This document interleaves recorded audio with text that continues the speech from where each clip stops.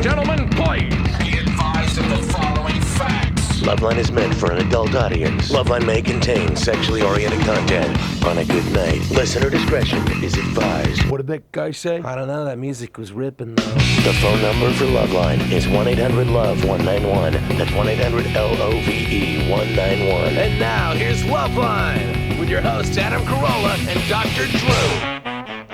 A half an inch. Listen, you bang away with that Marks a Lot marker all night long like you're in some sort of a tribe or something. So please, don't start this early.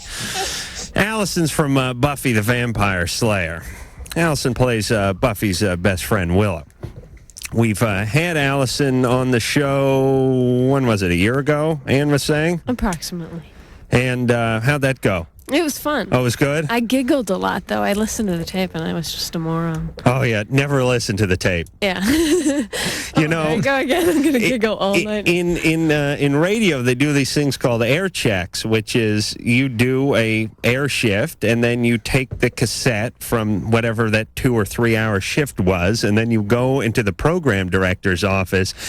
And all the program directors have a nice spanking new cassette deck in their office, and then they put it in, and you painfully go over each detail of the show, which is you do the first like 30 seconds, and then they stop the tape, and they critique the 30, and then they let it run like maybe through the first call, and then they stop, and you realize how bad you are, and that's why I never do that. I understand. And I know that this could be a better show. I could be a better host, and Drew could be a better host as well if we ever sat down and listened to those things. But it is so goddamn painful that I won't subject myself or my ego to it. And the program director is delighted about that. Well, thankfully, he doesn't care that much. All right, so let's talk about Alyson. First off, as you know, Buffy the Vampire Slayer doing real well. Probably one of the most successful shows WB currently has going. That with Dawson's Creek. Oh, yeah. But this was around before Dawson's Creek, and it'll be around after Dawson's Creek, too. Yeah. And what's Buffy going on? The third season? Yes. And have you been on since the word go over there? Not since the word go, but since the show was picked up. The pilot presentation I wasn't actually in. Right. There was another one. All right. Well, let the amateurs get it on the air, and then you come in and mop up. Exactly. And also Dead Man on Campus, which is a movie that is going to be released sometime. But you just finished it, right? No, it's been done for about a year. Or the actual filming. I was looking at this bio, and I think the bio was saying that it was going to be released at the end of this month. That's what I heard, like, about a month ago, and then I heard on the internet that it's going to be released in August. Yeah. Yeah, we've been there. So tell the premise of that, and I want to see if this sounds familiar to Drew, because I think we had this conversation with other people from Dead Man on Campus. Right. It sounds familiar already, just the name. All right. Well, tell Drew the scenario. Okay. Well, it stars Mark Paul Gosselaar. I can't really pronounce that last name. And Tom Everett Scott. And it's basically about these two roommates in college, and they sort of let their studies fall and find a loophole in the college rule book saying that if their roommate died during the semester, then they get straight A's in their classes. So they try to find suicidal kids on campus and transfer them into their room and not let them go.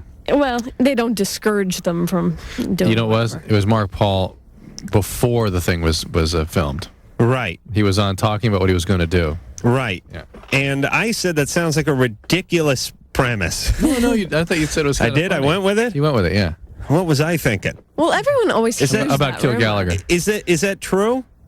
Is that what true? True. You went to college. Is what true? The loophole? The premise, you idiot. Well, of course, everyone knows that. Oh, shut up. It is not. Oh, for crying out loud. Is it? No. Okay, well, what the hell do I know? I went to junior college off and on for 11 years. Wow, it's certainly that fact is shining through right now. And by the way, I'm sorry if I'm blowing, I ate a whole bunch of raw garlic tonight, so I may be blowing that around the studio. I'm not aware of it yet. No? Allison, I have some mints if you would like. Do you have any? Allison obviously is aware. Yeah, go grab them. Yeah, I'll take those. My friend has them. Oh, they're outside the studio? Yeah.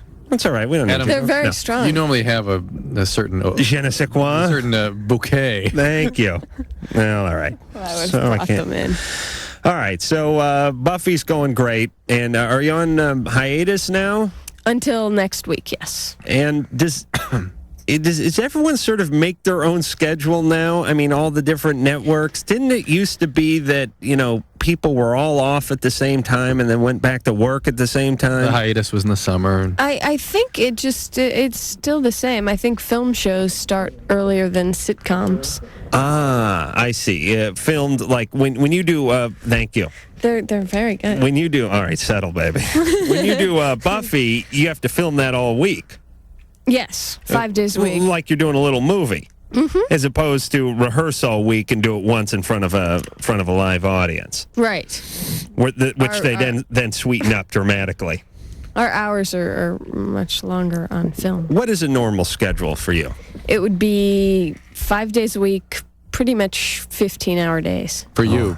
Yes. That sucks. Well, I mean, I get occasional days off, but like Sarah Gellar, who is Buffy, she pretty much doesn't. So, actually, that's not true. They pretty much stopped us at 14 hours last season. So once we hit 14 hours, Are we you got to go working home. the entire 14 hours? Oh no! It's it's, How much you work? Oh no, they're doing coke in their trailer and playing Miss Pac-Man. Are you kidding me? No. But, Oh yes. But we do, at least 10 pages a day, as opposed to a film that does a page or two. Oh really? Oh yeah. So it must be nice to do a film. I don't know. I feel like hurry up. Yeah. Because I'm so used to getting so much more accomplished. That's how Drew and I are, even from TV to TV, because when we do LoveLine, we do 4 episodes sometimes, 4-hour-long episodes in a long afternoon. I mean, literally, to do 4 1-hour episodes, it takes us about 6.5 hours, and that's with lunch and the hookers and everything. And we went and did this sitcom once, although we killed the sitcom. If you ever want to get out of Buffy the Vampire Slayer, you invite us on. Okay. We will kill the show. Oh, no. What shows did we kill? We killed Vibe? Vibe? Or no, wait a minute. Keenan? No, we killed Keenan. Well, Vibe, we were asked to come on the night it got canceled, remember? We put the nail. We put the Vibe. symbolic nail in Vibe, but we got rid of Keenan by doing 4 appearances on that show. Vibe, we did Vibe. And then we were going to do it, but the night it got canceled. when it was over. Yeah. And then All Fired Up? Fired Up. No, was it called Fired Up? Fired Up. Okay, I always want to say Just Shoot Me, but that's actually doing okay. Right. Fired Up was a sitcom that we did that our episode never aired. Oh. Yeah, so we put that one away, too. Well, please don't go on the Rosie O'Donnell show then. No, you enjoy her? I love her. We'll never go on. See, the catch-22 is we'll never go on shows that are doing well. Oh, okay. You see? Okay. We have to get to them early before they have any success, or at the end when they're petering out. Okay. Yeah, the magic people should be calling soon and mentioned. Oh, yes. Sure. They're probably phoning right now. Probably got the answering machine. All right, Sarah? Sarah. Hello. Hi. Hey, you're 18. Hi, Adam. Hi, Dr. Drew. Hey there. Say hi to Allison, too. Hi, Alyson. Hi. I have a problem. A couple months ago, there was a party over my brother's, and I don't spend that much time with my brother, so I was looking forward to this. And he lives about 20 minutes away, so I hardly see him. So me and a couple. How old is he? Excuse me? How old is he? He's 28.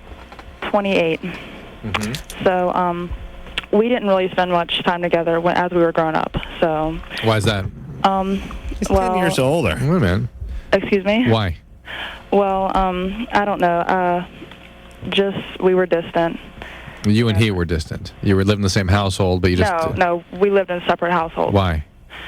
Well, we have different mothers, and as we were growing up, our father was in jail for most of my life, and... So he wasn't part of your life at all, your brother. Your half-brother. Yeah, half-brother. He's a half-brother who you never knew. Yeah, pretty much. I mean, I used to spend some time with him, but not really. All right. Kind of funny how our callers couch their questions. They leave all that out. I knew there was... grew up, we weren't real tight growing up. Yeah.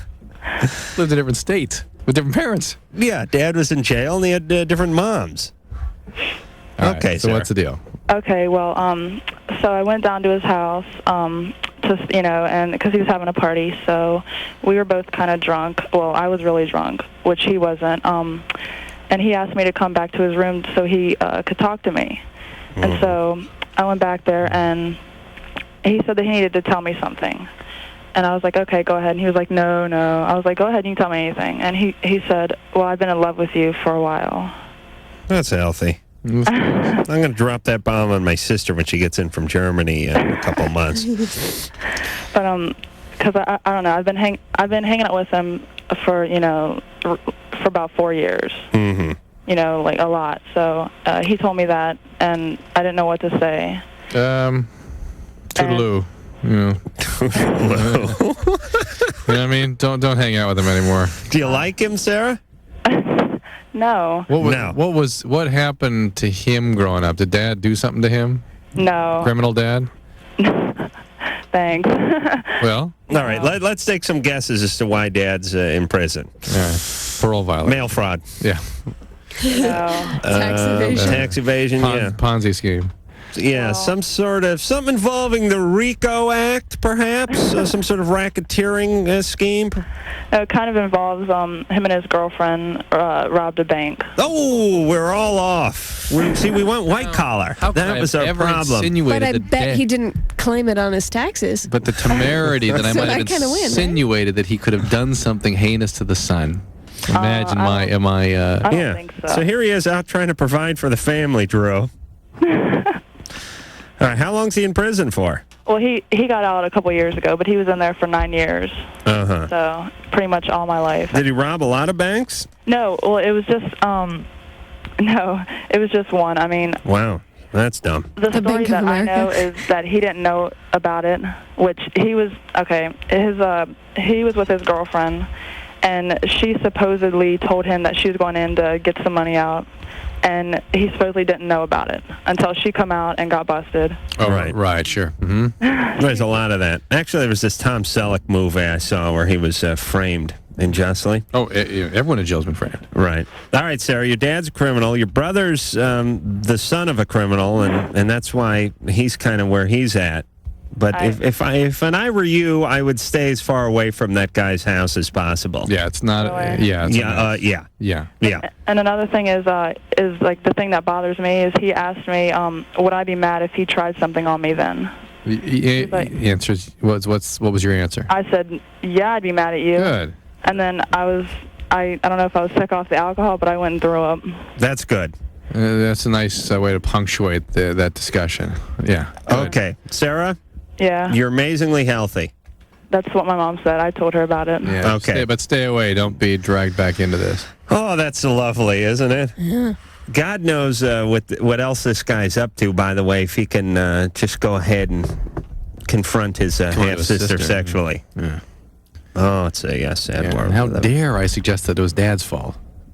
Oh, she didn't get that defensive about it. But isn't it interesting how people want to defend their parents no matter how heinous they might be or have been? Well, you can't blame the guys. Old lady wanted to use the Versateller. Next thing you know, the cops are running out of the place. You're sitting in the car. He's probably driving a minivan, and he was probably, fixing his ascot or something. Or what people will do. Using, the little mirror that's in the visor. That lights up when you open the Yeah, and she come running out, and before you know it, he's an accomplice. Yeah, look, or people will say to themselves or to others, I was bad, I deserved that, that's why my dad treated me that way. Listen to mostly Mozart on KCRW. Yeah. Robert, Yeah. 25, what's going on? Hey, how you doing? Good. I was wondering, I'm trying to find out, I heard from a friend that you can get oral herpes just by kissing someone. Sure. Yes, you can? Oh, sure. That sucks. Well, how easily can you get it, and what other sort of if hazards? Somebody has an active lesion, very easy. I mean, it's a very contagious virus. No kidding. Okay, so if you're kissing someone who has an active lesion, you can get herpes. Easily.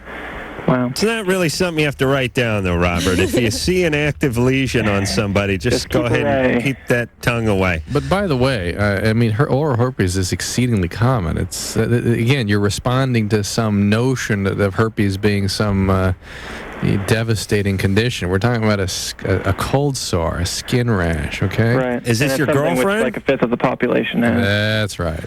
All right. Yeah, that's right. Okay? No kidding. Can I ask you another question? Yeah. I was just wondering, are you a psychiatrist? No, I'm an internist. But I've been running a department of medicine and addiction medicine in a psychiatric hospital for 10 years. Ooh. Gotcha. So you're an internist. But he's also the love doctor. He's also the love doctor. Hardly. That's the title he likes the most. And do you do psychotherapy? No. No psychotherapy. No. Okay. No, he's a mess, this Drew. Believe me, he'd pay you if you sat down in a room with him for 50 Right. minutes. Oh, yes. Well, we should set up a time then. Are you gay, Robert? That's an interesting question. No, I'm not. A little bit, though? No. Really? Mm-hmm. All right. Just got that vibe. Yeah. Okay. All righty. All right. Thanks, Robert. Enjoy the oral sex. You're a little tough on me tonight here. Oh, me? Yeah. Oh, God. We're going to spend a lot of time together the next few weeks. Yeah, I was just explaining that to somebody. It is going to be just, the humanity. The only thing that keeps Drew and I away from each other's jugular is that we don't see each other on our current schedule Fridays and Saturdays. Now, we brushed across each other on Saturday because of this MTV to-do, and we're already on each other just a little more because of that sort of a booster shot we gave each other for just socially, 5 just minutes. for 15 minutes on a Saturday. But when the schedule gets into full swing, meaning some college tours or the TV show, and it turns into 7 days a week and then traveling together. Oh. That's when the fights start in the airport. I'm all drugged up on tranquilizers and Bloody Marys. Yeah. We're like a couple of old couple just screaming about what the geography is we're about to go over and what the distance Almost got in a fist fight over what was farther to Denver, LAX or the San Francisco airport. at the airport. At the booth, yeah. We're screaming at each other. You know why? Demanding that we see a map. Let me explain why Drew pisses you off. You know when you're really tired and you're really strung out and you only got a couple hours sleep and that you couldn't be in a worse mood, and then you got to hang around somebody who's chipper and upbeat, wants to work out, like you're saying, I think I'm just going to sleep in the car, and that way I can get an extra 8 minutes in. I'm not going to go check into the hotel, because if I go check in, I'm only going to get 45 minutes sleep. But if I just sleep and stay in the car, and you guys just come down and I change on the way to the gig, I can sleep for like 56 minutes. And Drew goes, I hope they have a place to work out. And you go, oh, I'm going to kill you, man. You're lucky I'm so tired and lethargic, I would reach over and punch you. And then I start breaking wind. And that's when the fun really begins. Katie. Hello? You're 17. Yes. What's going on? Well, lately I've been with my boyfriend for almost 2 years. And ever since we started going out, I've been getting, like, hints that he's cheating on me. And how old is your boyfriend? He's 17 also. Mm-hmm. And people keep telling me, oh, he's doing things behind my back or whatever. And I have so many, like, clues that it's true, but I won't break up with him. You choose to ignore them. Yeah. All right, why? I don't know. What kind of clues? Well, I've had people that have seen him with other girls. I've been over there when other girls have called. I've had other girls tell me that he's, like, talking to their friends. Is he your first boyfriend? No. Are you sleeping with him? Yes. Oh, yeah. You laughed when you said no. Have you had lots of boyfriends? Well, not really. Is this one more meaningful in some way? Yeah, but... Why? I don't know. It's like I feel like I want to break up with him, but then... Is this the only one that you've been in where you sort of couldn't have it? You know, you were the pursuer? Yeah. Mm-hmm. You say that again. In other words, she's the pursuer in this one. She's the one that has. The other guys have come to her, and she sort of allowed the relationship to happen. In this one, she wants that guy. She likes him more than he likes her. Basically, that's it. Yeah. But I know it, and we've broken up before, and he's come back to me. So this is sort of the abandonment issues. What's that all about? Somebody left you at some time in your life? My dad. What happened? I don't really know. When I was younger, I was probably about 2 when my parents split up. And you haven't seen him since then? Your dad? Sometimes on holidays. So you understand how when somebody fills that role for you, it's so hard for you to let that person go because it's unearthing all those same feelings of abandonment that you've been dealing with your whole life? Yeah. Why'd your dad and your mom break up? I don't know. Nobody really talks to me about it. Mm-hmm. It's kind of like kept from me, I guess. Not that it's her business, really. They broke up just two, and I just mean I had the suspicion that Dad may have been cheating on Mom or something like that. Well, he's in jail right now, and I think it has to do. Girlfriend was going to the ATM. But the deal is, it doesn't matter. What's he doing in jail? Dad's emotionally unavailable, really unavailable. And when I was younger, he would call on my birthday or Christmas, and from jail. He promised that he'd show up, and he never did. Yeah, see, that's what this guy is. That's exactly what that's sort of more the parole board's fault than his. Yeah, this is what the new guy is. This is what this guy represents, and that's why you can't let go. You let go, and boom, you were faced with all those same old feelings. What's he in prison for? Setting his girlfriend's house on fire, I think. Nothing much. It's not like she was in it. What?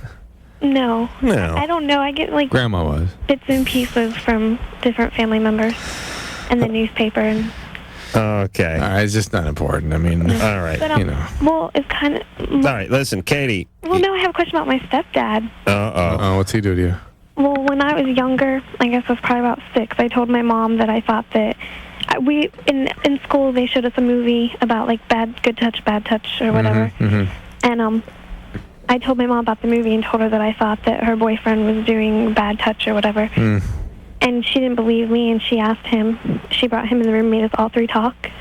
And wow. He denied it, and since I was so young, I guess I believed that I was wrong and I didn't know what I was talking about. They both convinced me that... Did it keep going on?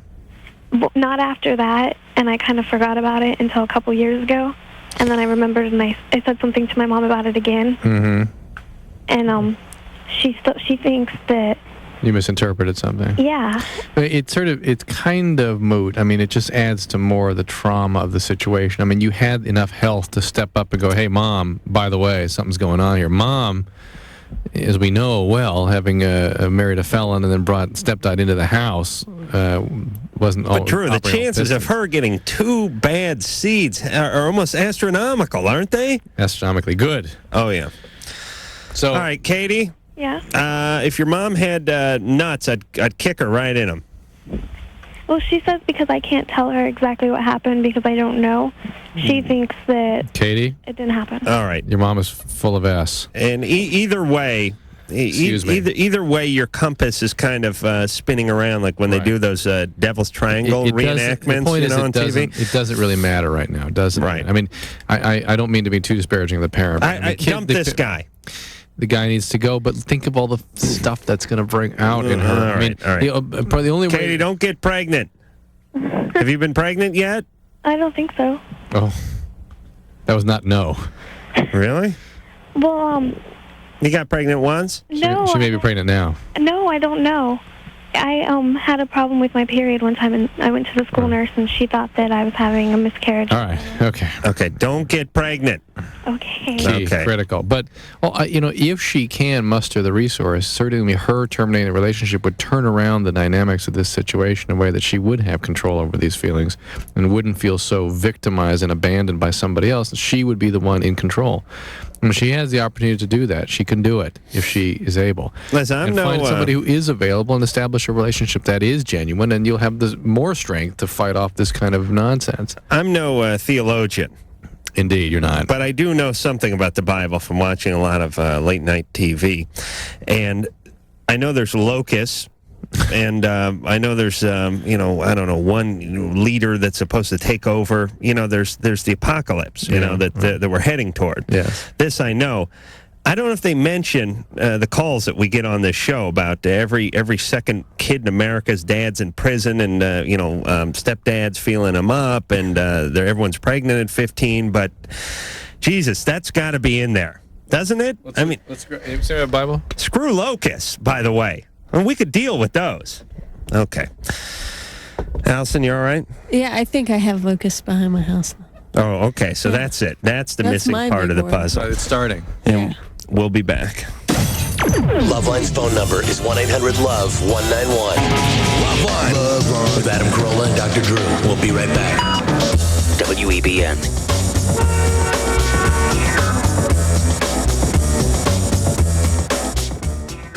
LoveLine. Only on WEBN.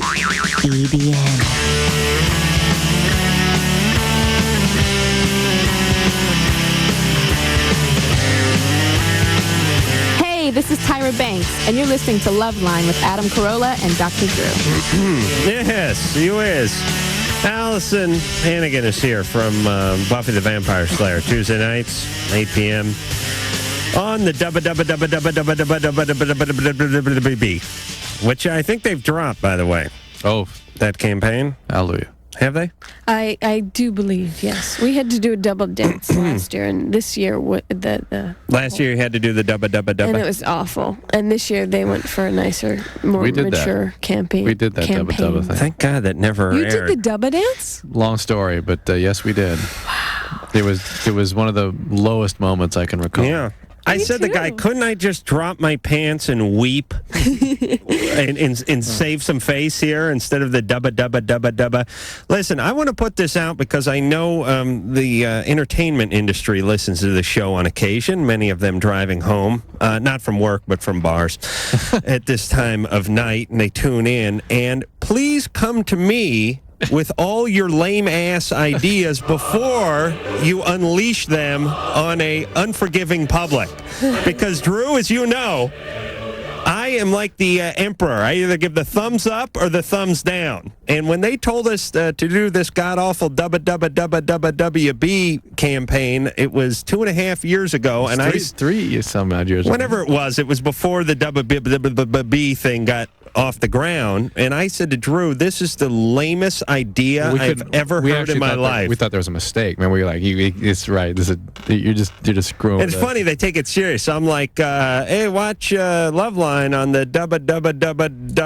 WB.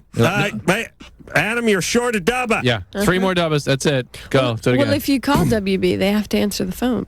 Dubba, or something. That's gotta hurt. That's gotta smart. So listen, all you moronic TV people, come to me.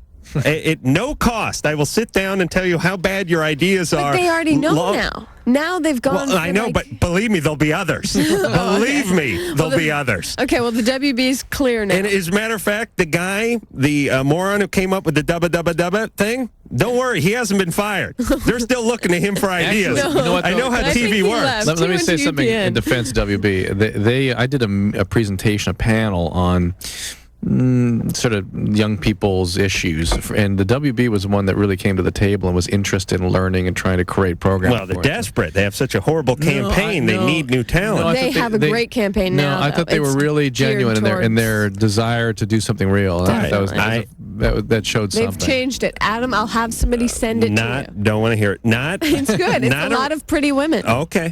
We'll put it on video. Okay. And beta. Okay, beta. I'm not buying into this whole VHS BS. I'm still sticking with beta. Not that there's anything wrong with the network. I'm just saying the campaign is god-awful. And let me explain the difference between TV and other industries. When I worked construction for many years, if we had a guy who showed up drunk and hung drywall sideways so it made an Argyle pattern on the wall instead of doing it like he should have done it, and the studs were 18.5 inch on center instead of 16.5 inch on center, we'd fire his ass. No, in TV, you get a promotion. He built my house, though. Really? Yes. But you're pissed at him, right? Sure, and if I could find him, he won't build your next house, will he? No. In TV, you get a raise. That's the beauty of TV. Oh, my God. All right. Sorry. Really? Okay, I'm off my high horse. On my house? What's the matter with your house? There's not one even wall. Everything is shoddy construction. It's strange. Really? Yeah, it was built in the 60s, and they were probably doing way too many drugs. Yeah. Yeah, that whole they don't build them how they used to. I got a house from 1923. They were real assholes back then. You know what? My wife made me watch like 3 seconds tonight of a newscast from the 60s where they were interviewing people that were doing drugs in the time in which drugs were starting to really hit the scene. And it's no wonder that people rejected the information that was available, the way they presented it. Just like, this person dropped acid 25 times. Here are his brainwaves on acid. And it talked with this very paternalistic, authoritarian tone. It all sounded like Dragnet, right? Yeah, absolutely. And of course people dismiss that. And the questions they asked the poor people who were suffering brain injury from was just pathetic. A bunch of journalists running amok again. Yeah. Well, that's why you tune out the man. What is it? Jaybird. Hi. Hey. I wanted to talk to Alyson She's here. and say how much I appreciate your show, and my friends and I all have to see it. Aw. And it's wonderful. I wanted to know how your health is, because I know you're having some trouble. What? I was? On the show or in real life? No, didn't you have some sort of surgery or something? I had my tonsils out last year. Oh, Yes. so you're definitely better. Yes, I've For some recovered. reason, that didn't hit the scene till more recently, I guess. Oh. And Okay. I just That's wanted tough for your age, boy. Ooh. I know. Ow. It was. Ow. Yeah. Why, that's bad? Should wait till you're in your later 30s? You should do when you're And 6. They were awful. Yeah, it could be The terrible. doctor saved them. He 'Cause they were showed so them huge. yeah. He had never seen it. That, even if it had not been that case, just having your tonsils out as an adult is a miserable I experience. got news for you. That wasn't your tonsils. They pulled that out of some drifter about 40 years ago, and they show them every time someone gets their tonsils out. Really? I Uh-huh. didn't see I that. saw the same joke. Jaber, what's going on? Well, that was pretty much it, and I wanted to voice my appreciation for the writers of Buffy. Yes, we have wonderful writers. Yes, because I think it's definitely the best young adult show out there, and I have many friends who are in their 20s and 30s that love to watch the show every time. Oh, thank you. No problem. Thanks, Jaybird. No problem. Thanks All for right. your call. Well, that was nice. Allison, this is Allison. Allison, Hi. you're 18. Yes. I just want to say I listen to your show every night, and I love you guys. Thanks. I was just reading some hate mail. Really? Yeah. Oh, yeah, here we are. Asians are pissed off about me talking about the Asian hookers, junior college students. And you know the junior college students are pissed when they compose a letter that's a page long because that took them 4 days, Drew. But you get the same criticism on the same issue about junior college is that a lot of people excel after going there when they don't have the resources financially to go to university. Only the Asians, ironically. No, I want to work the two letters. I'm going to work them into one hate letter. Oh, look at this one. All right. You know what pisses me off about people? They get pissed at me. That's really the one thing that bugs me about people. But, you can't say anything good about people. You can't say anything bad about people. We had the guys in. I was saying how Asian families they value an education more than the Anglo types. Am I right, Drew? Wouldn't you say that's a fair stereotype? Look, at this point in history, there are people from Asian countries who are putting a lot in, as immigrants have throughout history in this country, a lot of emphasis on their kids' opportunity to go forward. Right. But there's also Asian hookers, isn't there? You saying they don't exist? Okay. Allison? Yes. I mean, Allison with the 2 L's? That's you. What's going on? Okay, the other night I came home from work, and I just moved out of the house 3 months ago, and to college, and I've never met these girls before, and we've been living together for about 3 months. And the other night I came home from work, and they was just going at it on the couch. I mean, I couldn't believe it. These are 2 women? 2 women, yes. Mm-hmm. And did you know they were involved before? Absolutely not. I would never moved in. And did they know that you saw them? No, I just went straight to my room. And they didn't notice you? No, because my room's in the basement. I see. And my mom is an evangelist, and my dad's a lawyer. So gay, or lesbian never came up in our house. And I don't know how to live. I don't know how to tell them exactly, that I know, because I really don't want to move out. And why? Do you have to move out just because your mom's your mom's an evangelist? Yes. Because your dad's Jewish. No, my dad's not Jewish. He's a lawyer. He's a lawyer. No. All right, write those letters. And it just really It's a joke. It kind of made me mad because when I first moved in, they never said anything to me or anything, and I don't want to move like all the way. Were they your friends? Or are they your friends? She never knew him before. Right. When did you move in? I'm sorry, I missed that too. I moved in about 3 months ago. 3 months. All right. Have they become your friends? Because I transferred college. Yes, I mean. All right, so these are your friends. So they're lesbians. Listen, they're your Big friends, deal. and they happen to be lesbians. I mean, Yeah, but it's just totally different now. Why? Because we're on the same swim team and everything, and now when they touch me or I just get the wrong idea and it just freaks me out. why did so you bad. make it clear to them that you're not gay, and you're not going to be gay, and that you appreciate it if they keep their relationship behind the closed door of their room, and that there be specific boundaries and rules in the household like you would if there were a heterosexual couple living there. They was there before me. I mean, they're the ones. Well, but that you're there now, and you have an opportunity to be a member of the household, and to let your wishes be known. So these are your friends. So you just opened the front door and walked right in, and they didn't flinch? Well, see, the computer room's on the left and the living room's on the right. They didn't see it. Man, the Indigo girls cranked up so loud they couldn't hear anything. I just couldn't believe it. I mean, they had their clothes off and everything. Oh, my God. Early. And, well, now, it's one thing to involve in the satanic ritual of lesbianism, but it's another thing to do it without your clothes on. Okay, well, I have a boyfriend, and I told him about it. And we've been going out for 5 years. Yeah. And he is, like, all for it. I mean, he, like, comes over all the time. Oh, God. That's the thing you should be outraged about. For God crying out loud. Your boyfriend's trying to I mean, it's so pathetic. Men are pathetic. Oh, I know he had no compassion for what you were dealing with, which your feelings are valid, although they're kind of based, it's sort of a fantasy. Well, your feelings are your feelings. Evangelist-lawyer combination's a pretty potent psychological dynamic to grow up amongst. A lawyer alone, that's enough. That's bad. Evangelist, enough. The two, that is a 1-2 punch emotionally. So you have a boyfriend. Hopefully he can be supportive of your feelings and not focus on trying to catch a glimpse of some lesbian action. Well, it's just pathetic. So excited. I mean, oh, please don't get me angry. Are you having sex with him, your boyfriend? Oh, absolutely not. No. Well, please, the guy's got to do something. All right, but look, I just think you set some boundaries in the household and keep focused on the fact that these are your friends, that you have issues with homosexuality. It's not their issue, it's yours, and it frightens you and it overwhelms you. You don't know how to deal with it, and you'll learn something about it. There's a lot of homosexual people in the world, and they're fine. They're good people just like you. And that's my boyfriend about it, and he's like, well, maybe you're so homophobic, you might just want to get in bed with him. He's working a good angle, that boy. You should be much more disturbed about this boyfriend than anything else in this story. Because that's a much more serious problem. But let me tell you the beauty of Alyson and the way folks like Alyson think. The more the boyfriend brings it up, the more she gets pissed at the girls. Right. Oh. You see, that's that's what I love about good religious thinking. Do you see the connection there? Yes. This is why I don't like religion for the most part.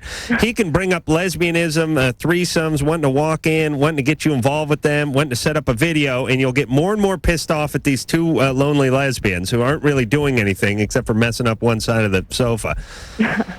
Okay? Yes. Now, make this your own issue and your boyfriend's issue, and don't make a big deal out of it. Remember that these are your friends. That's all, and that you have a right to certain boundaries and propriety in your house. That's all. I'd love to find a woman like this. Do you know what I'm saying? Like Alyson. Hey, he just keeps going off about the lesbianism. She gets more and more angry at the lesbians. This is like the guy that cheats on his girlfriend, and the girl gets mad at the girl he cheats with. Right. That's good. Yeah, it's like your dog takes a dump on the throw rug, and you get pissed at the rug. Yeah. Because if the rug wasn't there, the dog would have just cramped into space. Yeah. The cramp would just be floating out in some black hole somewhere, entering the Milky Way. All right, Alyson is here from Buffy the Vampire Slayer, and we will be back. You have 5 seconds. LoveLine with Adam Carolla and Dr. Drew. Back in a minute. 1. WEBN. Suck on this. LoveLine. All of my most sensitive areas were inflamed. Oh, yeah, it's a good one. WEBN.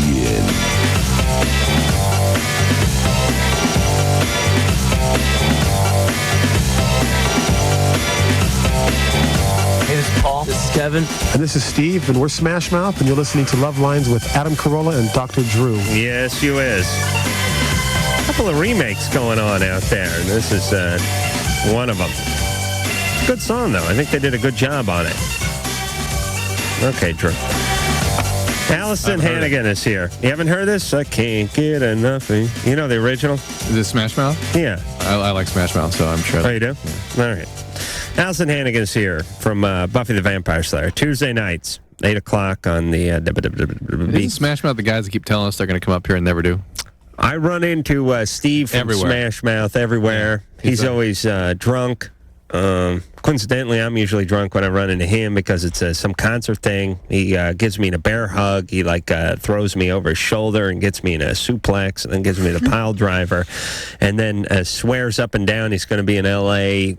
Usually it's a day or two after whatever it is, wherever we are. And then he never shows up. Never shows up, yeah. That's all right. Yeah. Gives me a nice bear hug.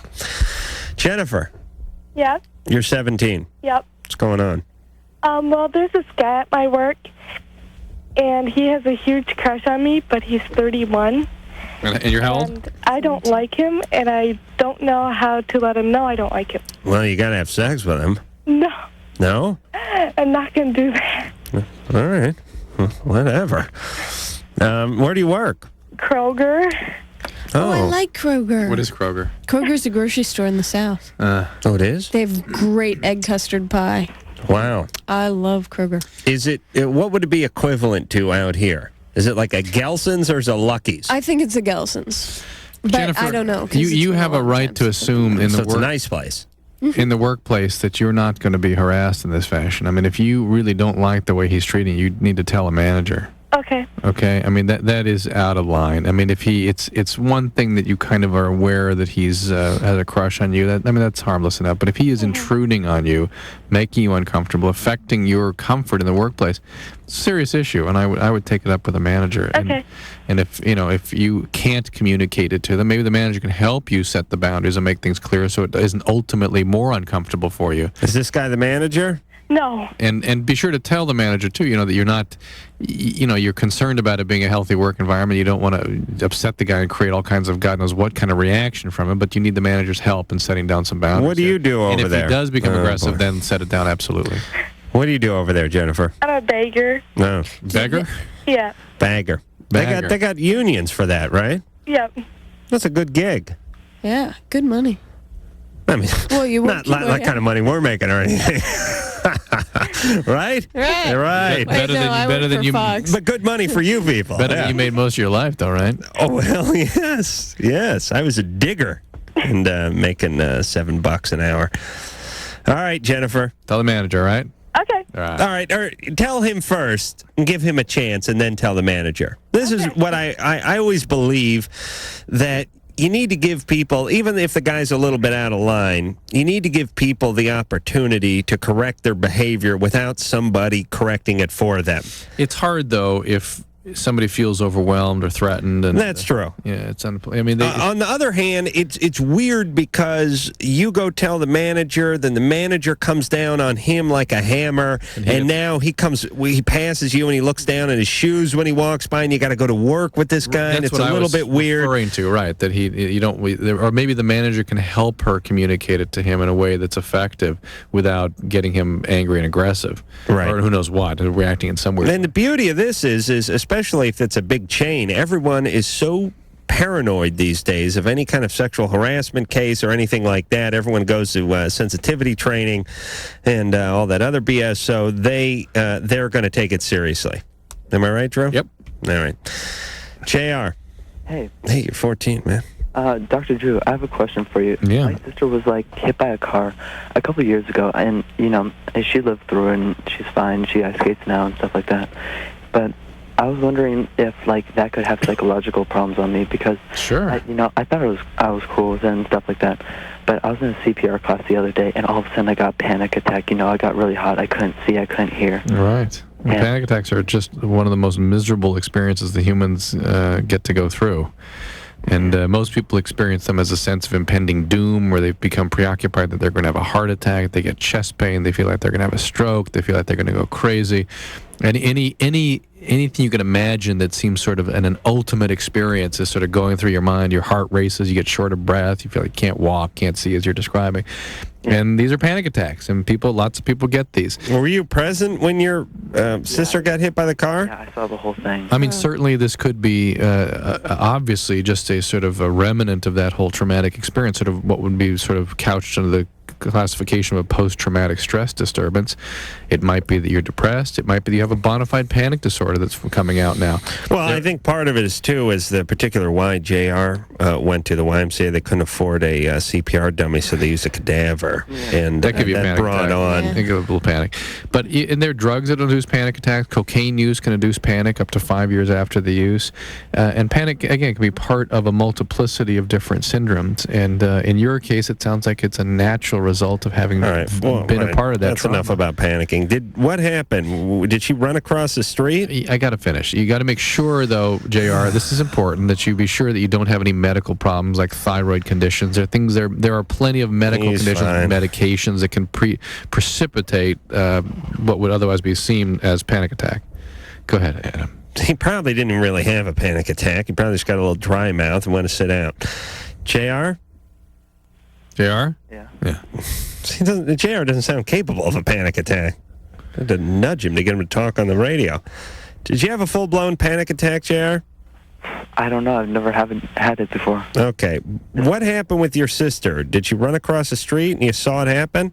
No, she was crossing the street, and it was like a blind curve, and the guy like went on the wrong side of the street to go around her, but she darted for the house, and it happened. Did you see it? Yeah, you know how like in plays they throw up the little rag. You know what I love about our listeners? What happened? She ran across let him finish it. What, Drew? Don't come down on me. Well, he was telling you something very important. What was it like? You know how like in plays they throw up the little rag dolls and they do cartwheels? Yeah. That's exactly how it looked like. So she went toppling. Yeah, she got a compound fracture in her femur. But she's all right now. Oh yeah, she ice skates and stuff like that. So. Did you have to perform any kind of CPR or anything on her? No. No, it was just a limb fracture. Okay. Oh my God. All right, that's bad, but Wasn't I a head think you'll be all right. Yeah, it wasn't a head injury. She'll be all right, and I think JR will too. Probably, that's true. My mom got hit by a car when I was really young. I didn't have any. I took her to show and tell, actually. Did you see it happen? No. No. You just saw her afterwards. You took her to show and tell after she got hit by the car? Yeah, and we all got to learn how to make casts. Did you go to one of those hippie schools? It was, a private school. Yeah, that doesn't sound like something that would But then go I on went to anywhere public else. school because I was sick of that. Hey, man, quit bogarting the hookah, man, and pass me the plaster No, Paris. it was more like till 4th grade, and then I went to public school from Right. then on. That was my career. I should have gone backwards, I think. Did you not learn how to read? No, they were just like, well, if you don't feel like it. If you don't feel like reading, that's cool. Yeah. You don't know all the all right.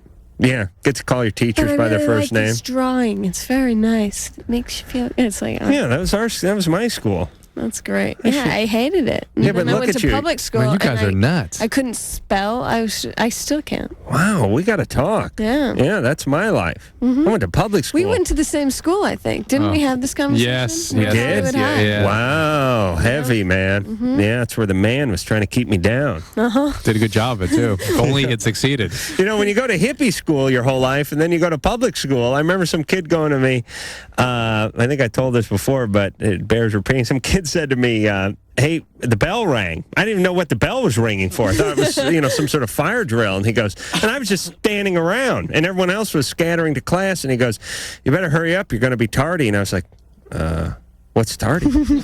Tardy isn't a word that exists anywhere but public schools. It's not in the hippie schools, and there's no tardy at work or anything else. I mean, tardy is something you learn in public school.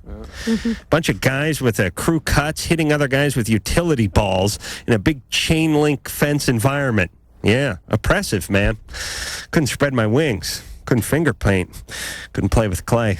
Okay, we'll be back. LoveLine. Be right back in a minute. WEBN.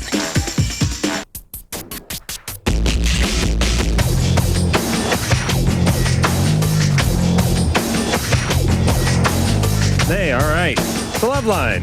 And we will be back in 10 seconds.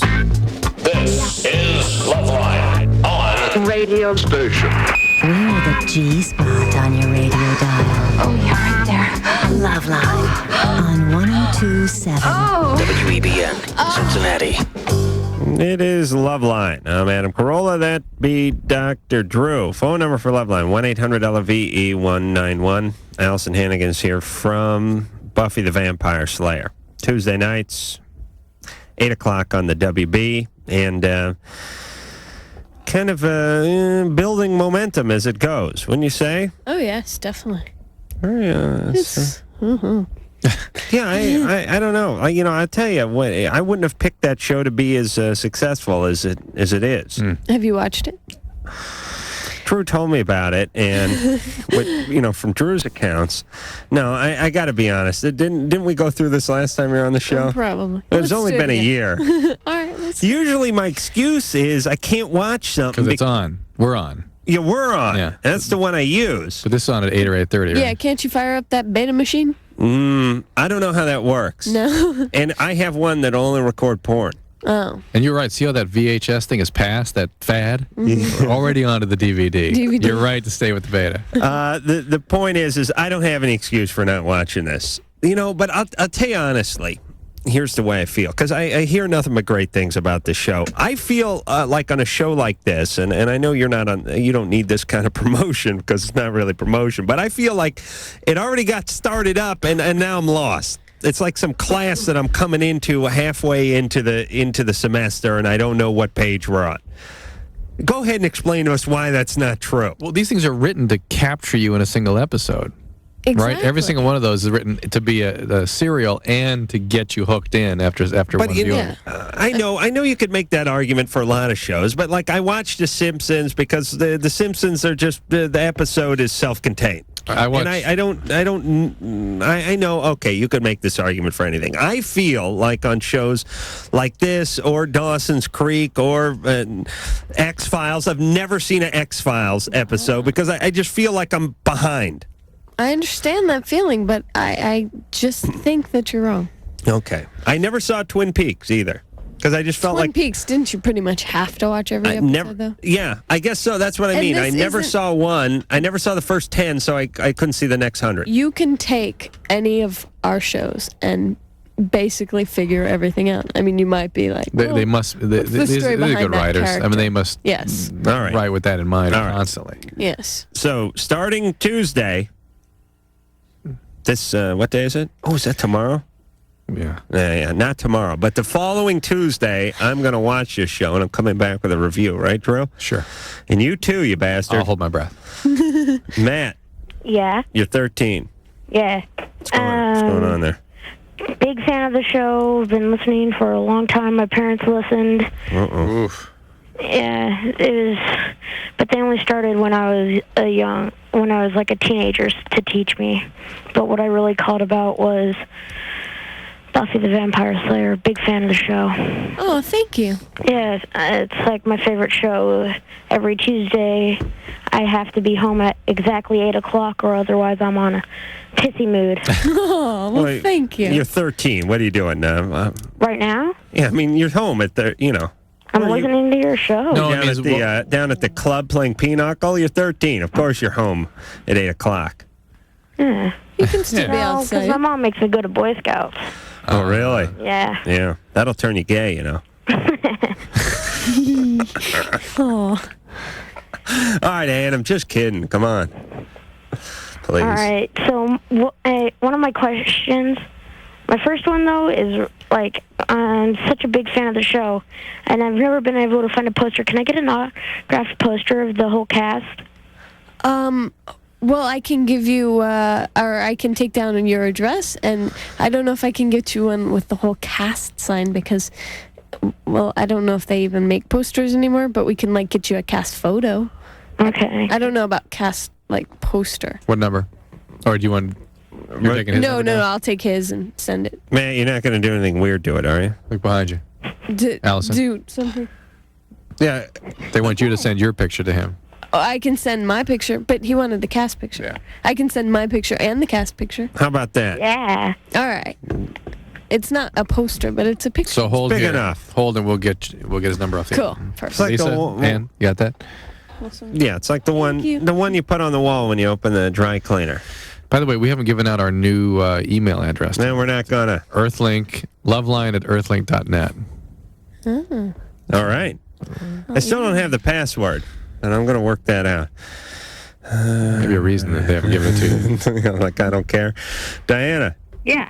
You're 18. Yeah. What's going on? First, I want to say, Alyson, I love the show, like, so much. I watch it religiously.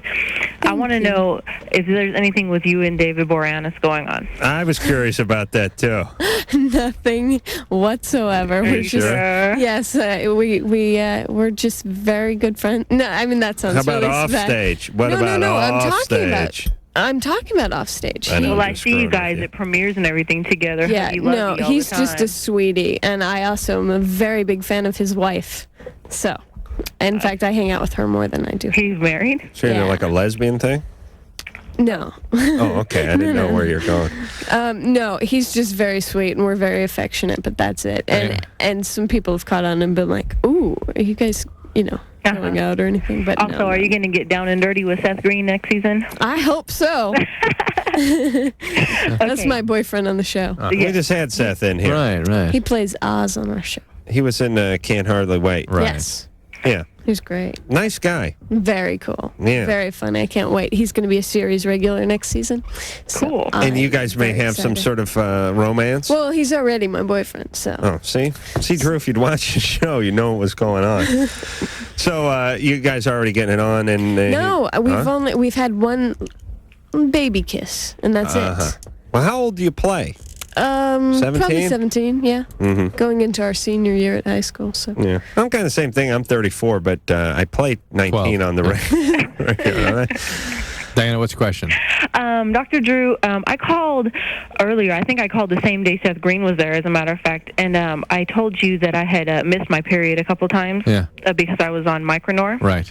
Well, I still haven't had it, and I was wondering how long you can go when you're on birth control pills without having your period. You can go and go and go. For real? Yeah, but you got to talk to your doctor about it. It'd be better if you menstruate, I suspect. Okay. Why?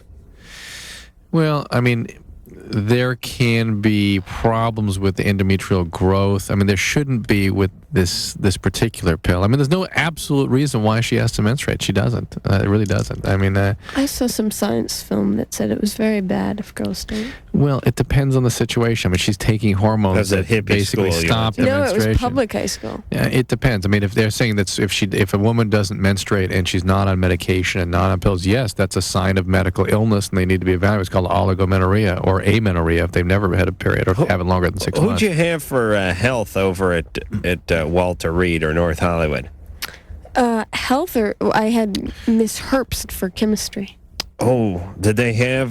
She's very good. Did they have Miss Phillips over there or Miss Sylvester? That was Walter Reed for PE. Yes. Wasn't it? Yes. And Miss Washington? Yes. Yeah. Yes. You never had Miss Commissar over at North Hollywood High, did you? Commissar? What about I killed her.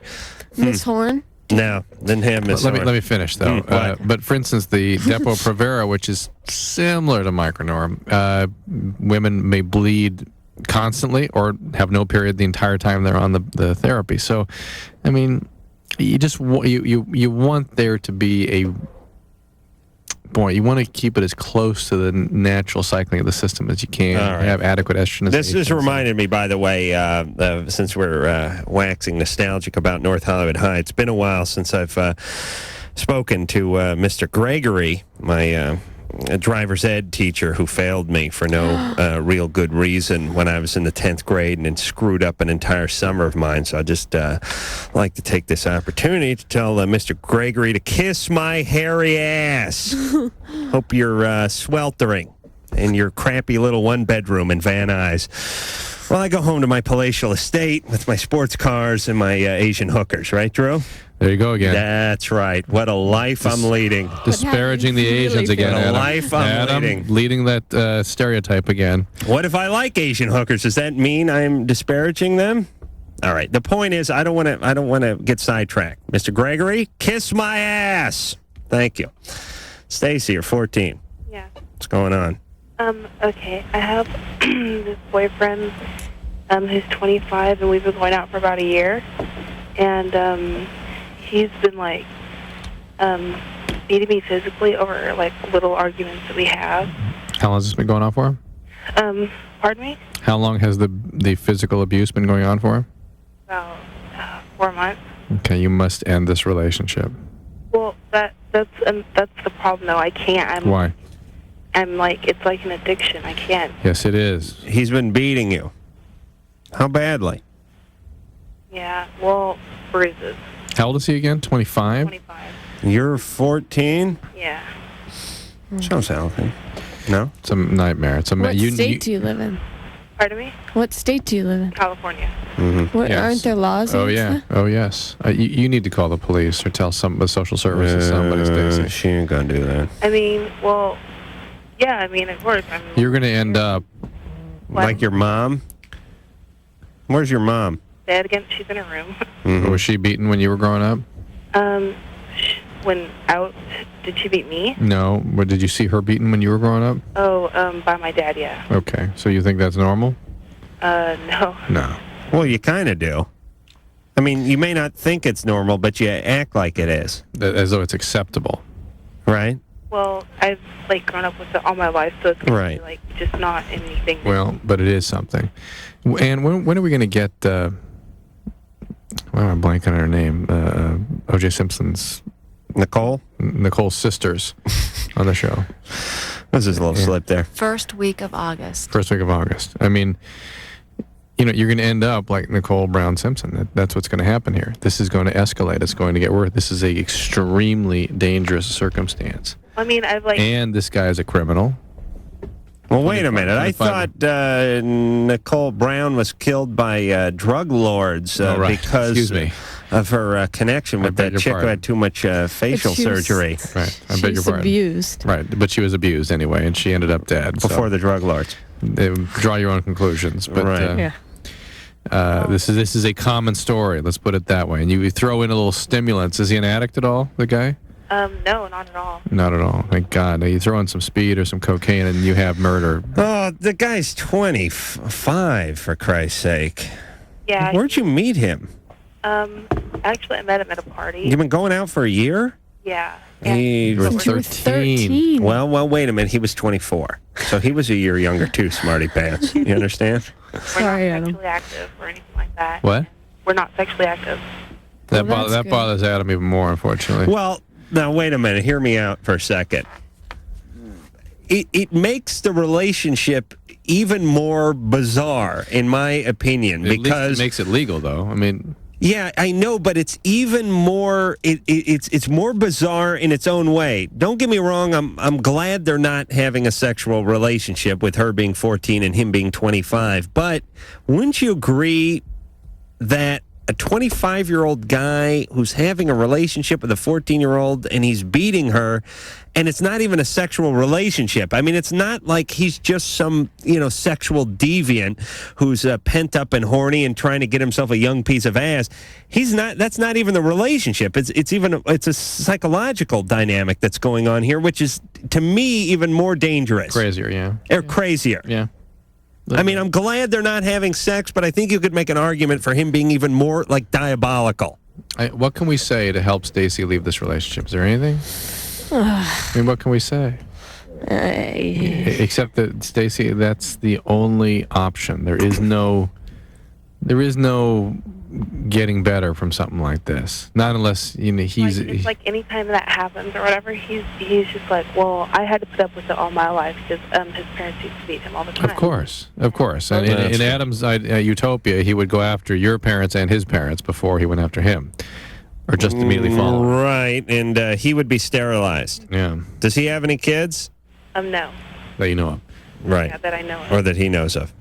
But I mean, what is it going to take until you actually decide that you have to had leave? too much? Yeah, it's going to get worse. I don't know. Oh, well, we even forget about the physical abuse part. He's 25, you're 14. Well, that is bizarre. We know that, but I'm trying to think of some. I've had people tell me before, well, I mean, because you guys are always talking about the whole father figure thing. Mm-hmm. Well, it's like I haven't talked to my dad in a year.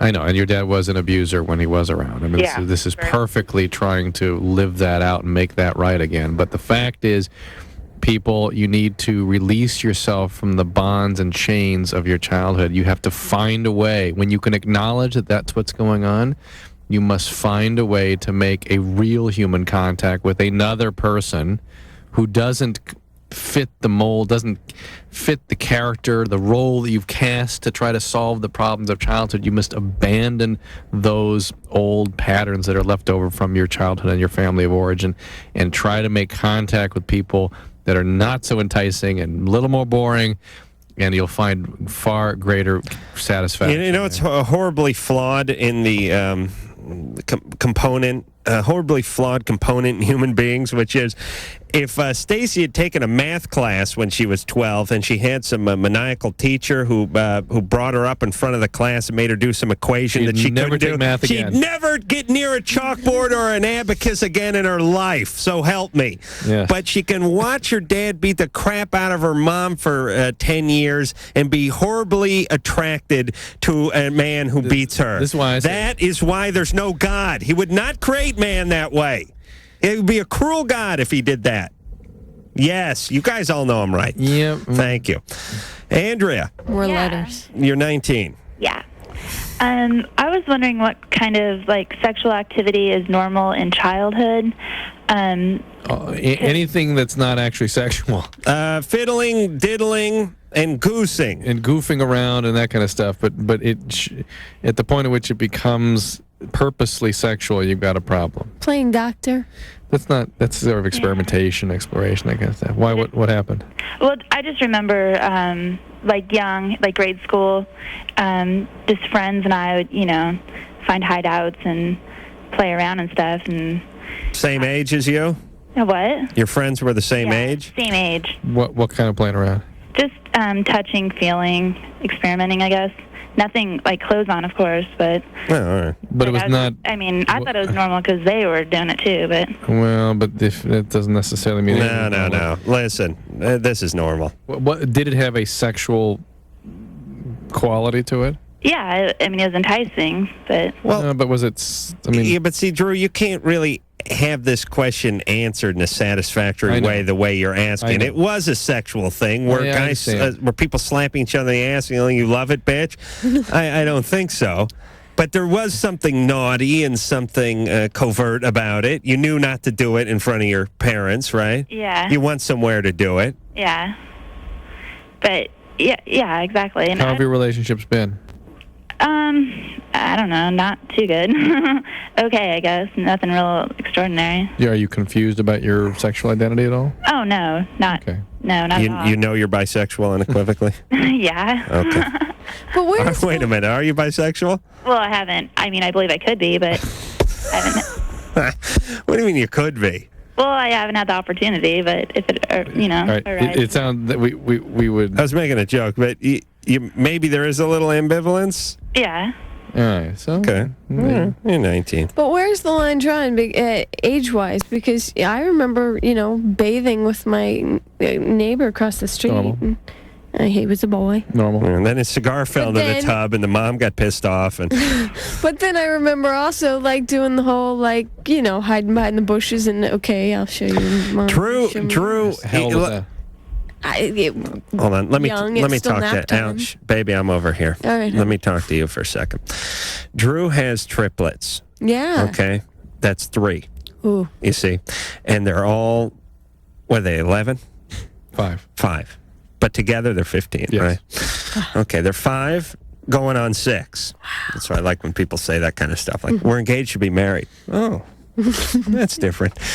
Okay, so they're 5. They're getting in the right. They're starting the next few years. They're getting into that age where that kind of stuff goes on. That little pull the skirt up over the head, hanky panky, diddling around, screwing around. That kind of stuff. Now, I try to tell Drew that this is a sort of a facet. It is. I agree with of you. childhood. I totally agree with you. But I don't have kids, so I can speak about it quite freely. But see, with Adam, it became an art form. It kept going into adolescence where they started diddling with hoses and please, Drew, equipment and things.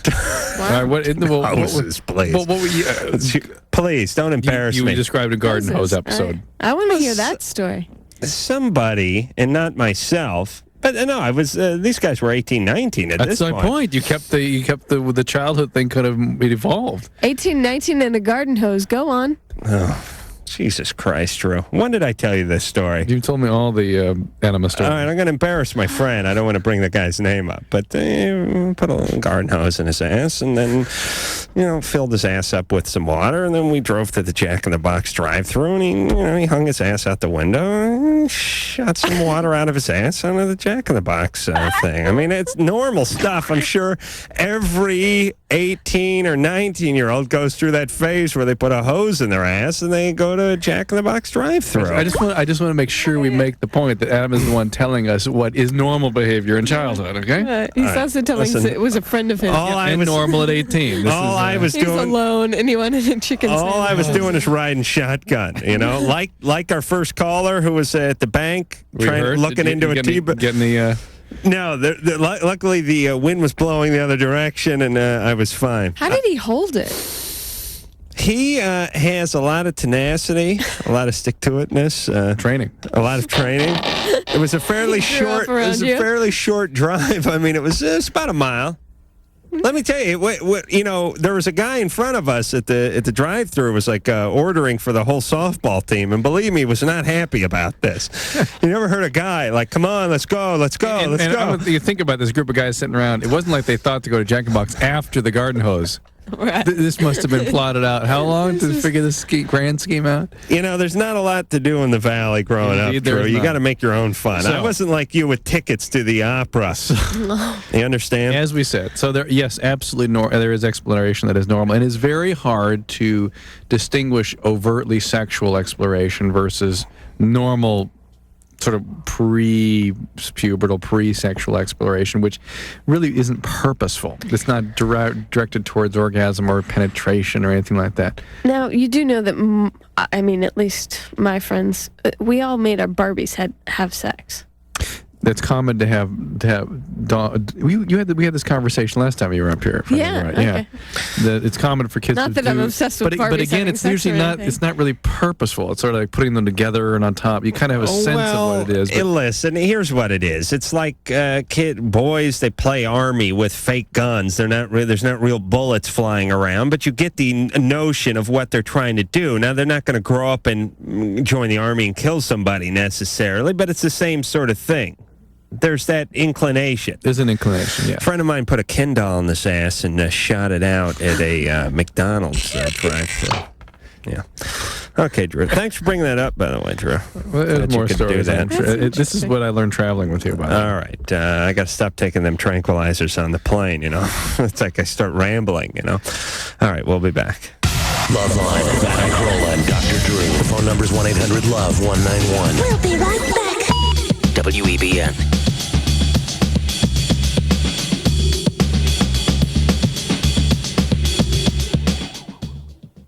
LoveLine. WEBN.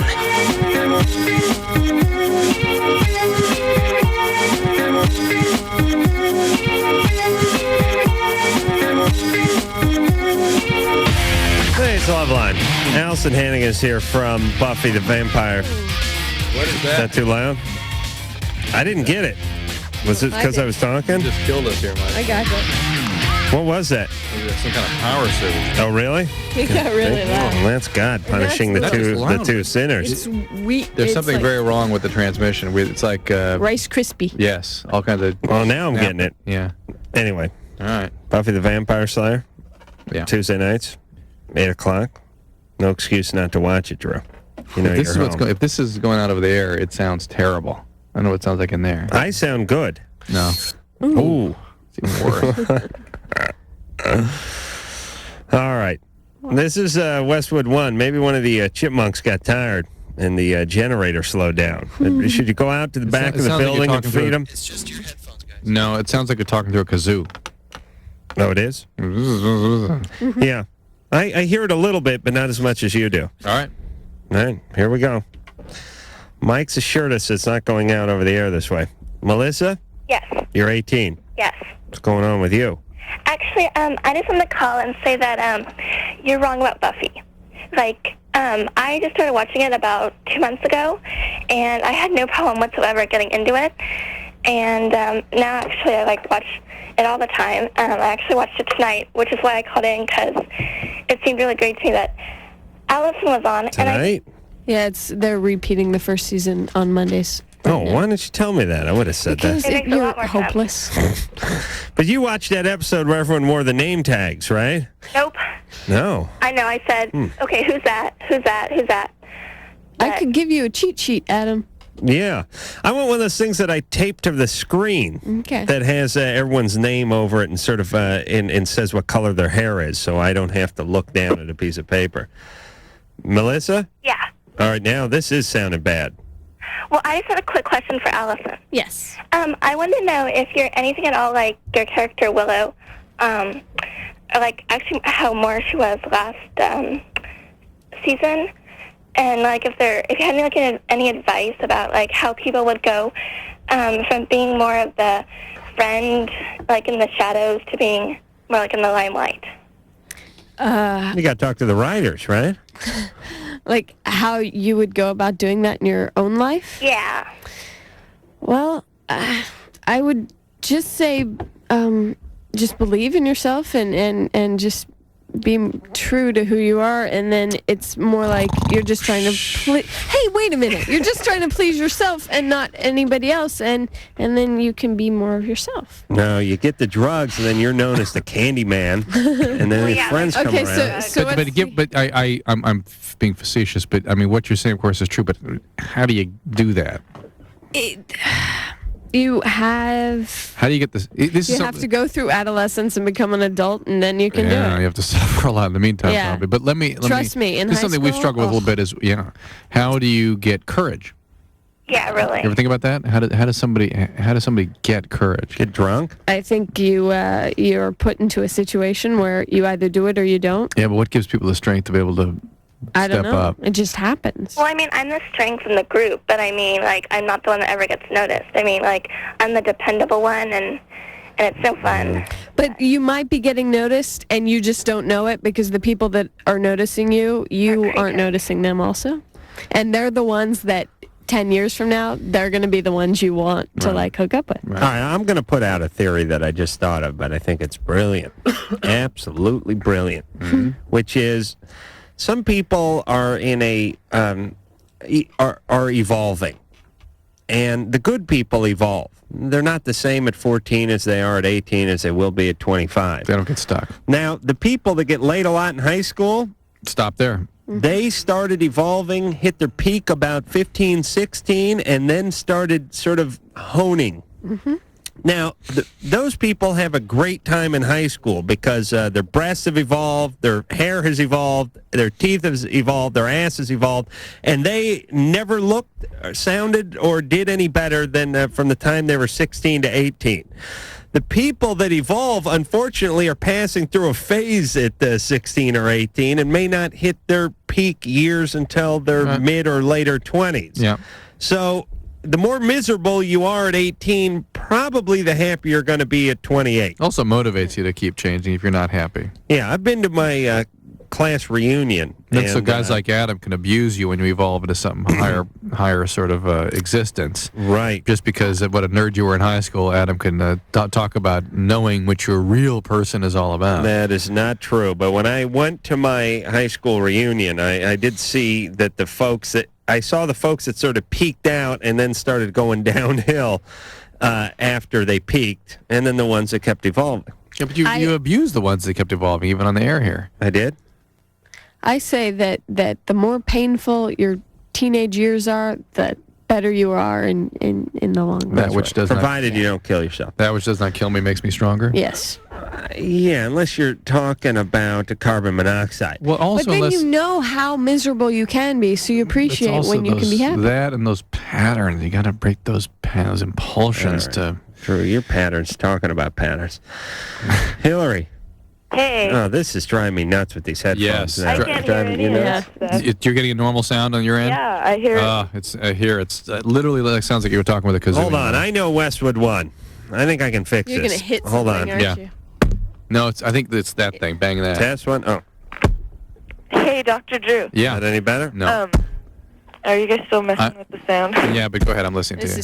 Have you read that book by Scott Peck, The Road Less Traveled? Yes. What do you think of it? Excellent. I'm reading it right now. Excellent book. I'm in the grace part. Excellent. Is that out on cassette? I'm sure it is. I'm sure it is. I could hear that. But Adam, you would agree to it. He talks about how people with personality disorders constantly blame the environment for their state. And they don't take responsibility. They don't take responsibility. There's a theme that we strike off on this show, but he gets into great detail about why that happens and what you can do to change it. So. You know what? I didn't think my call was going to be answered because it's another, why don't I get my period question. I didn't think you guys wanted to go on the menstruation route tonight, but I went off the pill about a year ago, and I was on it for 4 years, and my periods still aren't regular, and it's been a year. And I've gone to the doctor, and they took blood, and they did a test on thyroid, I think. Yeah. And the test came out normal. And just the last week, I was having pains in my lower, I guess right where my ovaries. Do you think you have cysts? I was wondering that. I'm going to the doctor tomorrow. I just wanted to know what kind of questions to ask them. Ask him to do an ultrasound. You need an ultrasound. And also, are you on any other medications? No. And were you regular before you went on the pill? No, way not irregular. All right, so you may never. Not everybody's regular. You may never be regular. Well, it's kind of scary. Well, I'm using a diaphragm right now, and my boyfriend and I are, All right. I mean, you and I took a test today, and I'm not pregnant. And you should use a diaphragm and a condom if you really want it to be effective as a contraceptive. Do you have a retriever to get that out? You got to stick your finger in there. Way in. Pull it out. But don't they give you, like when you shoot pool and there's something you can't get to, you pull the bridge out? They don't have any diaphragm bridge. There's nothing like that. I thought there was something. I swear to God, this thing came with a stick or something. No? Tampon. There may be. It's not a bad idea to have people. No, it's more of a fuse than it is a string. It's not a bad idea, Adam, but the lip of the diaphragm is usually pretty approachable with the finger. Oh yeah, but isn't it like you're doing something to yourself? When you go get it. How about your partner going to get it? No, that's worse. That's worse. I don't. All that stuff where they go, well, I'll tell you, make condoms, and here's what you do with condoms. You make it into a fun thing. She puts the condom on with her foot or something. Oh, please, spare me. That is not exciting. He can go diving in after the diaphragm like a dog going after a tennis ball in the pool. Forget about it. You get your own diaphragm, I'll put my own damn condom on. We'll meet in the bed, we'll get it over with. Right, Drew? Very romantic, Mr. Corolla. Romantic. Isn't he something? Yeah. But I hate when these so-called sex experts try to turn everything into some kind of foreplay. You know what I'm talking about? Yeah. Well, you can remove her prosthetic limb in a very amorous way. It's like, no, let her take it off. Then I could turn everything into foreplay. And we'll be back. Feels so liquidy. Really? What? You're listening to LoveLine with Adam Carolla and Dr. Drew. LoveLine will be right back. WEBN. Ladies and gentlemen, the July sale at Ball Furniture and Appliances will be intense. Eddie, that's intense. Not intense. It's Ball Furniture's tent sale. Yeah, that's different. If you want to save money, really save money, now's your chance. This is the time smart furniture shoppers wait for. Here's why. It's LoveLine. WEBN.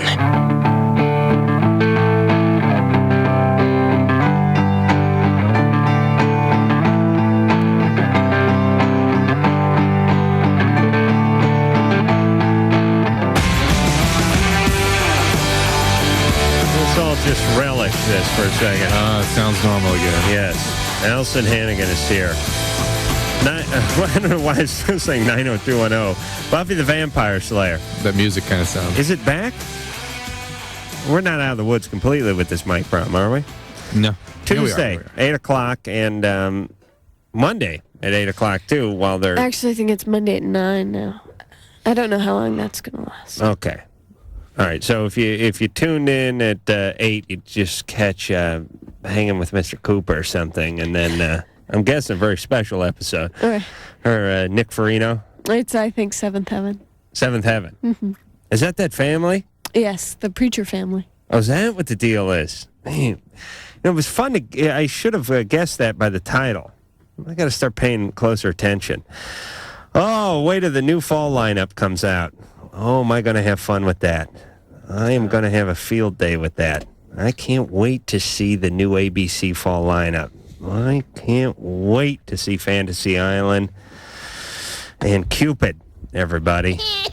Okay. That's sour grapes. That's true. I had a pilot for ABC, which was didn't make it onto the schedule. Oh, I'm sorry. Yeah. What about mid-season? They're thinking about it, although the censors are having a lot of difficulty with much of the content. Can you imagine that from Adam? No, not at all. Shocking. It's hard to believe. Let me say this very quickly to the censors and the networks, you guys. And I said this to Drew off the air, and I know this will be true. Remember what was going on with the American car companies around the mid-'70s? Americans always had the market cornered here. They made their big, fat, inefficient, gas-guzzling, ugly piece of crap cars well into the 70s. And all of a sudden, somewhere in the early 70s, started seeing these little cars come in, little Hondas, little Datsuns, as they called them at the time, Toyota.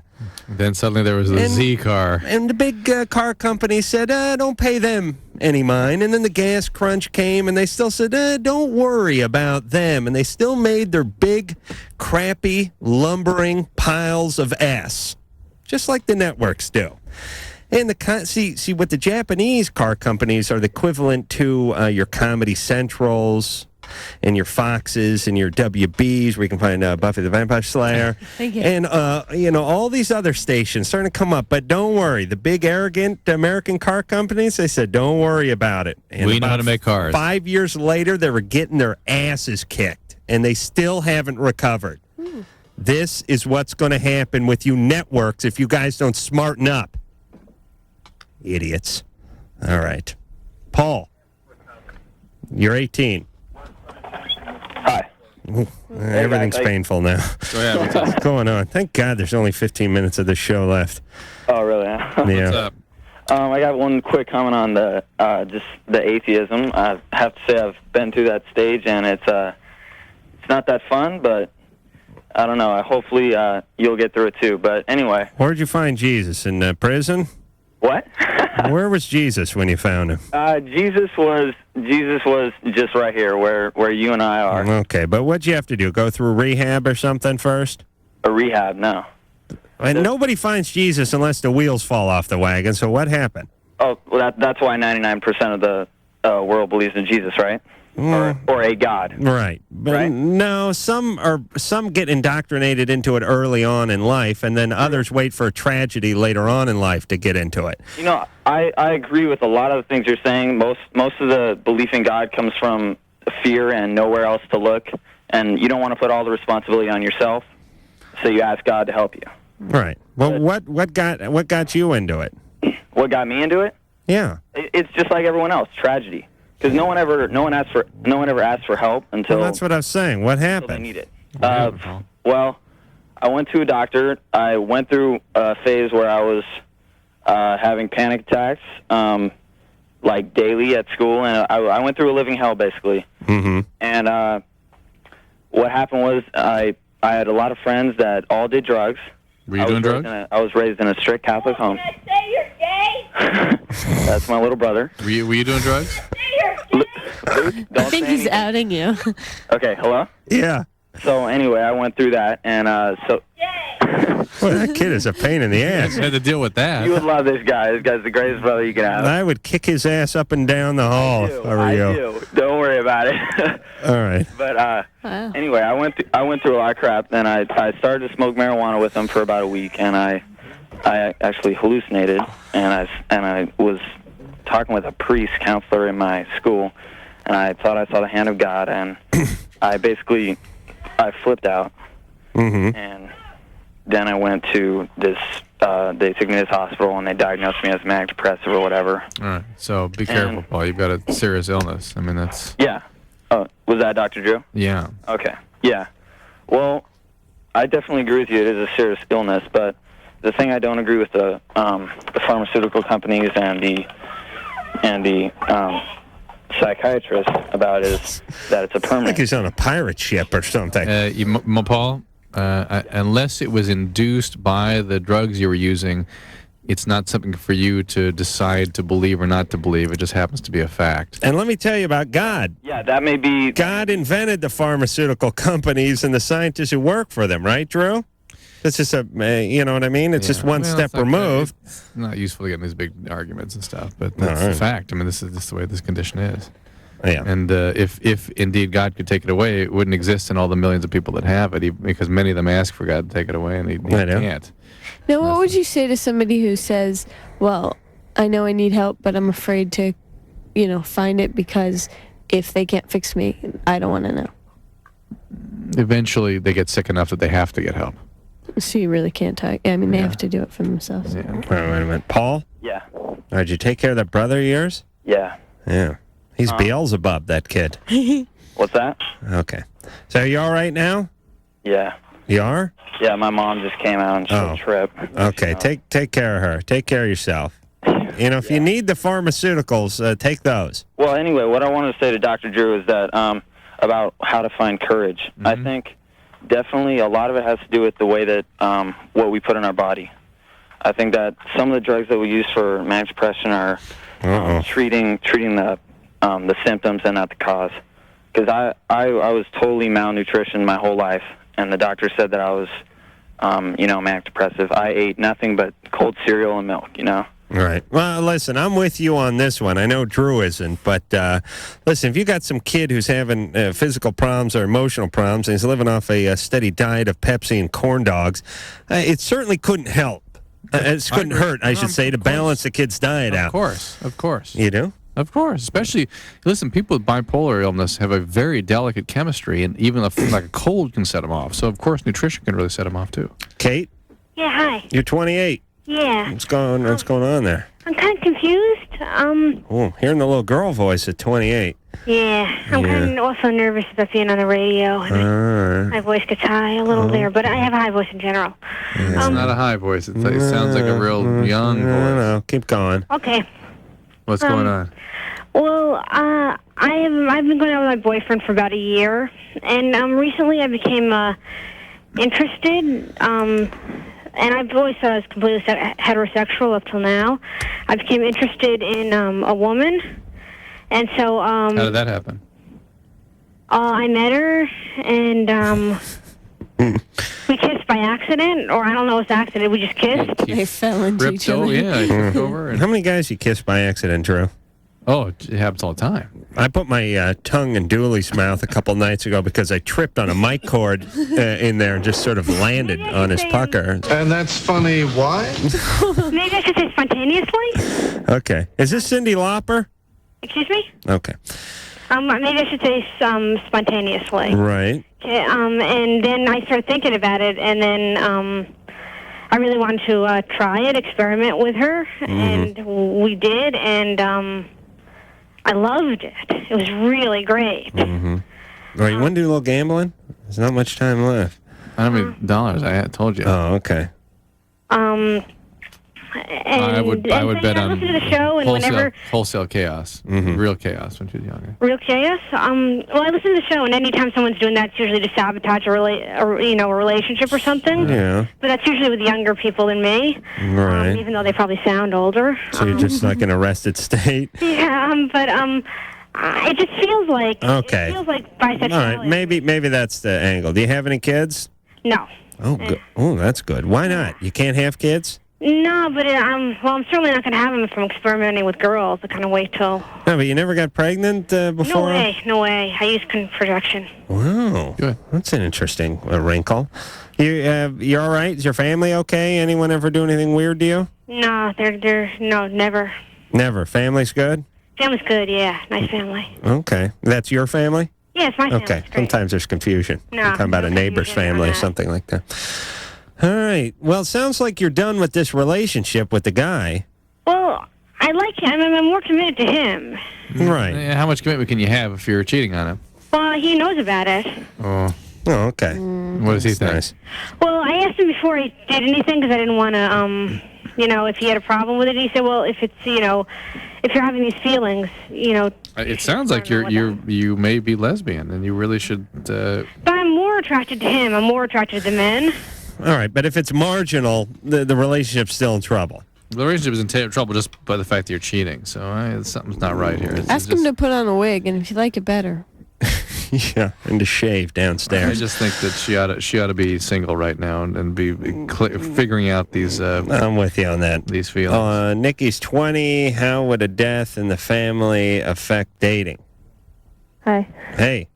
Well, who died? My mom passed away. How long ago? When was that? March of '95.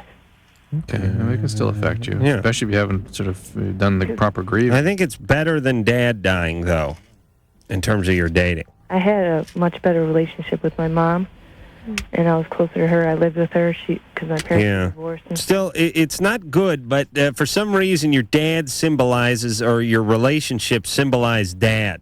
And when Dad dies, that can be tough. Well, look, any major loss. This can be tough, too. Any major loss certainly opens your vulnerability. It makes it difficult to... This may be worse in general, but not for dating. All right. That's what I'm saying. I'm saying it's worse overall, but not specific for dating. Okay. Yeah. So, Nikki, why, you having trouble? I've never had a serious relationship, but I was just wondering how it really affects a person's character and personality. Well, how many years ago? 3 years. A little over 3. Well, you were already 17 then. I mean, it's you're developed. Character construct was pretty much in place. I mean, you sound kind of depressed right now. No. You're not depressed? I was just curious. You haven't been depressed at all in this one? Yeah. I mean, that comes with it. You go up and down, you know. Yeah, but you sound depressed, and it's more depressed than you should be 3 years out from if you were grieving properly. So, I mean, you may just have some difficulty, some abnormal grieving going on here. Good luck. Carolyn is 15. She had a question for Alyson. We don't have any time. I know. She heard a rumor that you're leaving the show after this season. Is that true? No. But she was nodding her head yes. You see that true? I missed that. Okay. Not if I can help it. Okay. This is LoveLine. LoveLine will be right back. WEBN.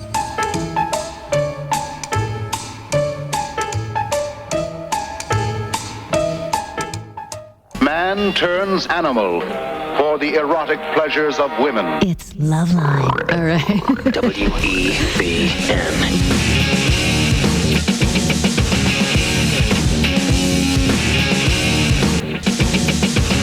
Pearl of Wisdom.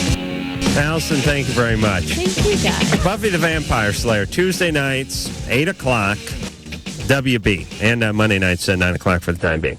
Thank you very much. Thank you. So, until next time, it's Adam Carolla for Dr. Drew saying mahalo. This has been LoveLine. The opinions expressed herein are not necessarily those of the staff or management or producers or directors or the advertising or anyone. They might be Bob's. I'm Bob, and they're mine. The producer of LoveLine is Ann Wilkins. LoveLine is a presentation of Westwood One Entertainment. We now return you to your highly tested, regularly scheduled programming. Bye.